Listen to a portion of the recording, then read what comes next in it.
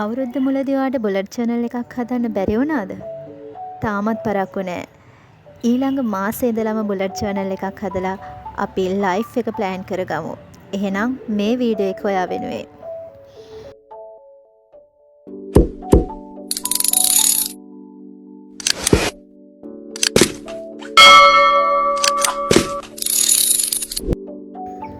ආයුබෝවන් හැමෝටම. මම අද හිතුවා මගේ සැප්තැම්බර් බුලට් ජර්නල් එකේ මුල්ම පේජස් ටික ඔයාලත් එක්ක බෙදා ගන්න.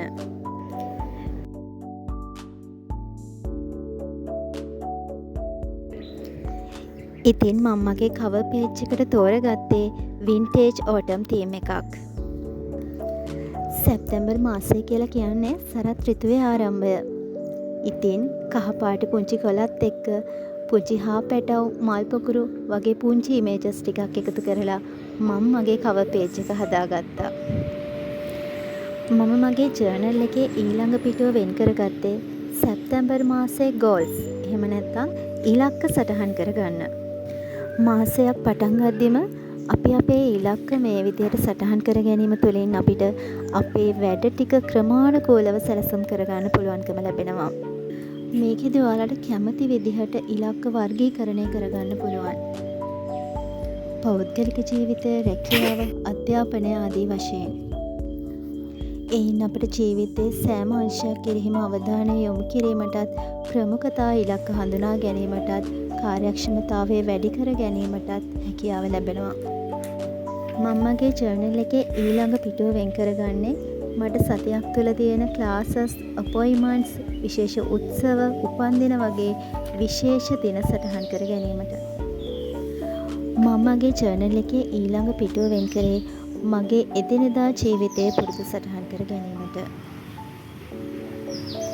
මෙතනදී මම ව්‍යායාම කිරීම, මම දිනකට වතුර බොන ප්‍රමාණය, දිනපොත මේන්ටේන් කිරීම වගේ මම එදිනෙදා කරන පුරුදු 5ක් තෝරගත්තා.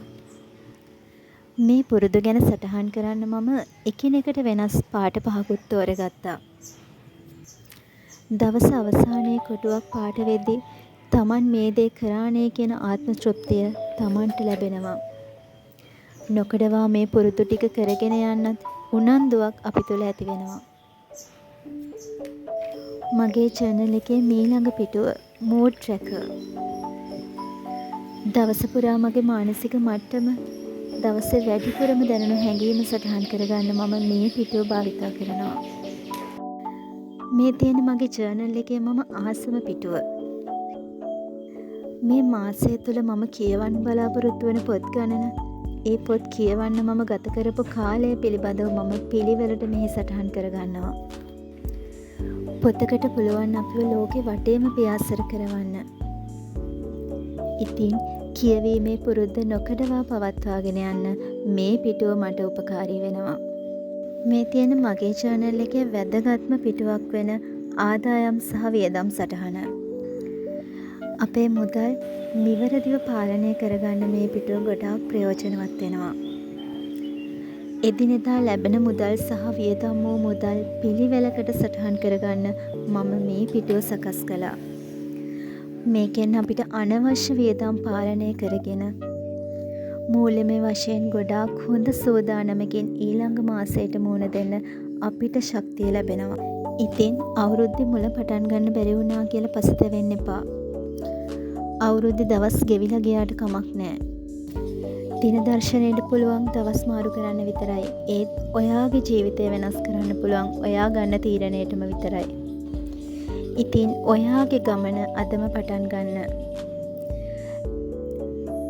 වීඩියෝ එක හොඳයි නම් channel එක subscribe කරන්න. අපි තවත් අලුත් වීඩියෝ එකකින් හමු වෙමු.